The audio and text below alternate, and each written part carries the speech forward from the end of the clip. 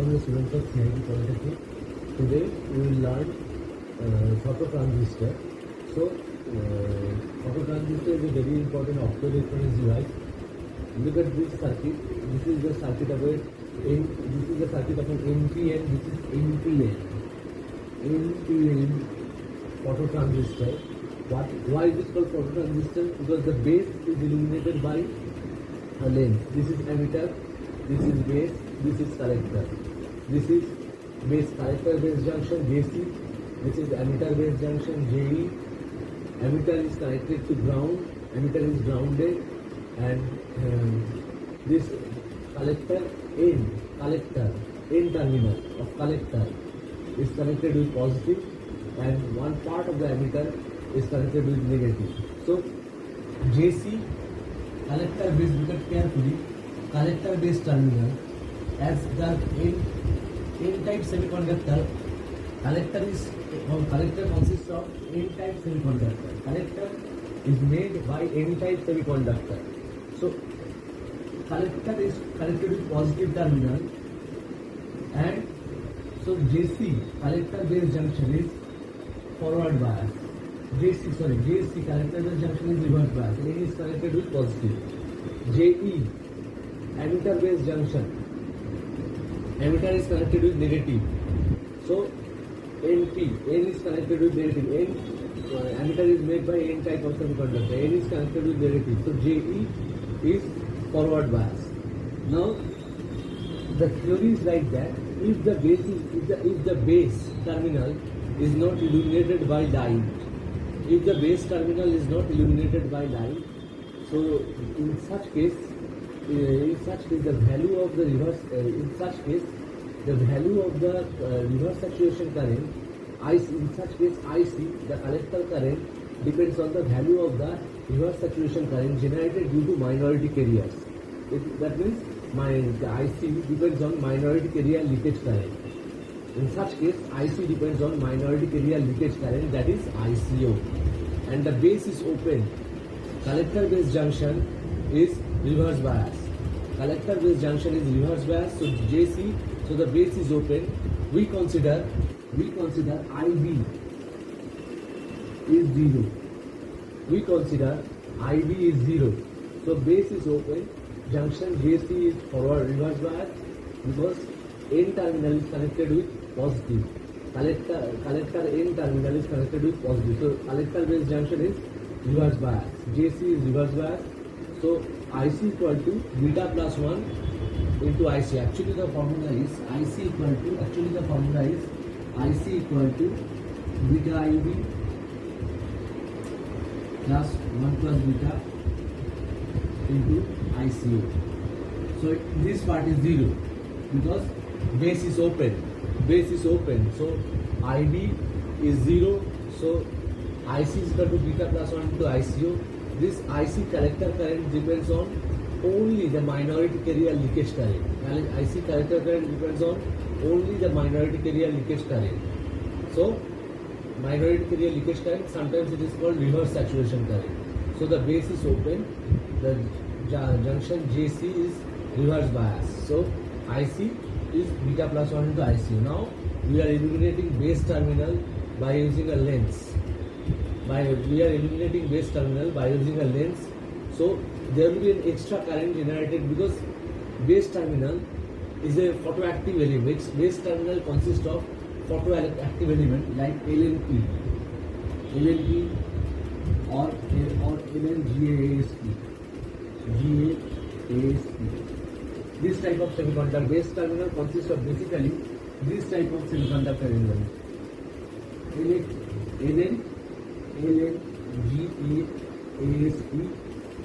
or LNP.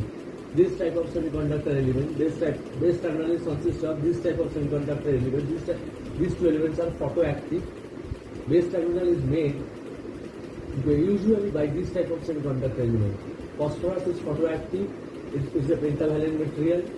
This gallium arsenide phosphide is photoactive pentavalent material. So we are illuminating again base through light. We are illuminating again base by light through lens. The base is illuminated by light through lens. Now an extra current will be generated due to photogenerated charge carriers. That means this the base consists of this type of photoactive material. This photoactive material will consume photons from light, and it will generate photogenerated charge carriers like electron hole pair. So your IC will become beta plus 1 into ICO plus IP, whereas IP we call it photocurrent.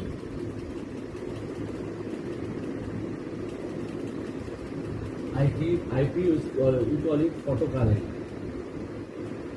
IP is called photocurrent. So the advantage of this is your collector current, and now the collector current consists of beta plus 1 into ICO plus IP.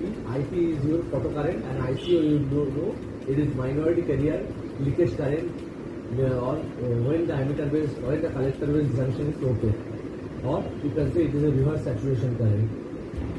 So this is your two cases of the phototransistor. Now, what is the phototransistor advantage? The advantage is, as the base is made by photoactive material, so the phototransistor is very much sensitive to light.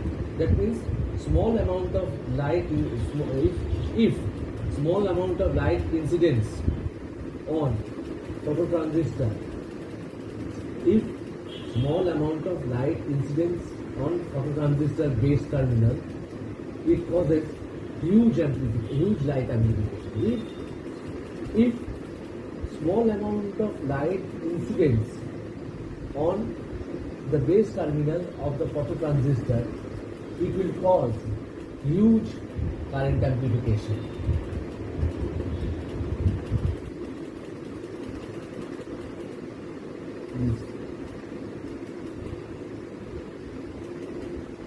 Small amount of very low intensity of light rays can cause huge level of current amplification. That means it can amplify the current.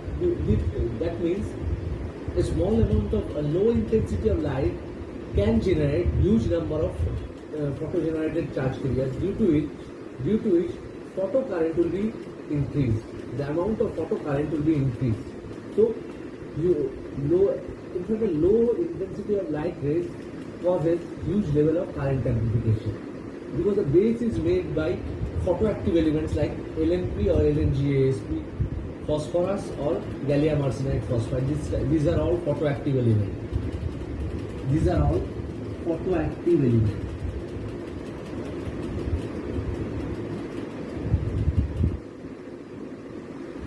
Basically, this is a semiconductor, direct band gap semiconductor. This is also a photoactive element. So, photoactive element type semiconductor. This one. This is a direct band gap semiconductor. This is a photoactive element. Photoactive element type semiconductor. So, small amount of very low level of intensity.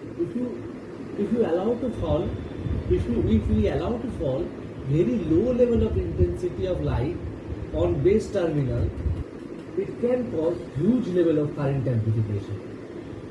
Because even if you allow very low level of light to incidence, even if you allow very low level of light or very low intensity of light to incident on base terminal, this photoactive material will absorb huge number of photons from the light.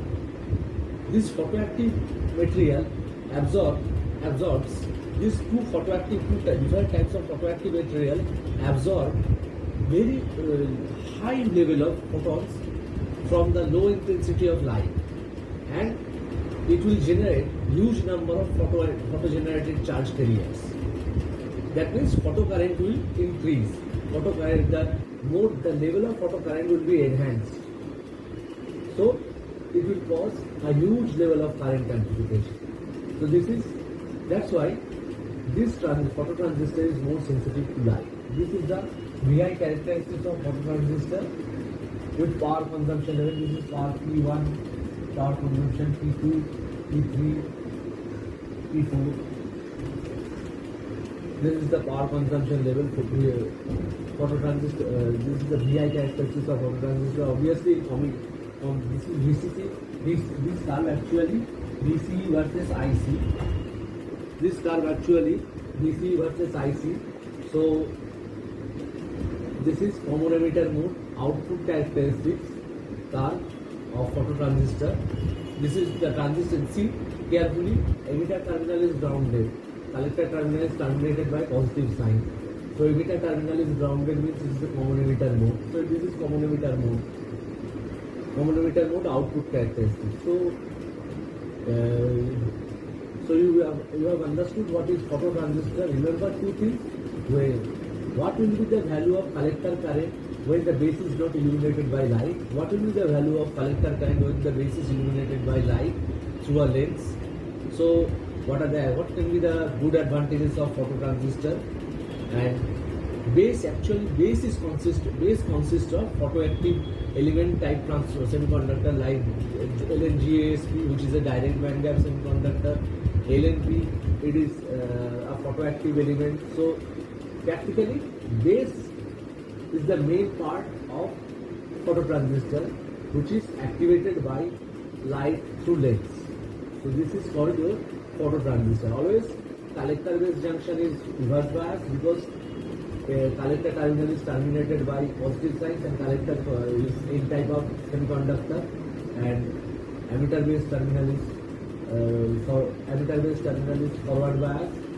So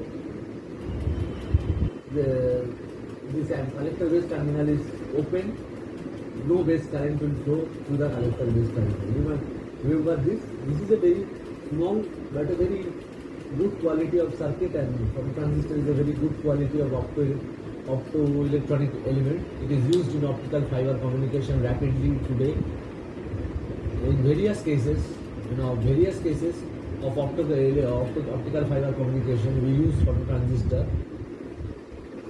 at the output, so at the destination terminal. Sometimes to send the information, we use phototransistor. So remember this circuit of phototransistor. Shortly after this video, I will show you the video. I will give you a new type of video related to your optical fiber communication. That is physics behind multi-mode fiber communication, multi-mode optical fiber communication. You have to learn critical angle. You have to learn total internal reflection. How does it happen? How these two things happen? You have to learn everything related to fiber optics. Then from today onwards, second half onwards, we will start optical fiber. We will start optical communication that happens in a multi-mode step index fiber. So this is your phototransistor.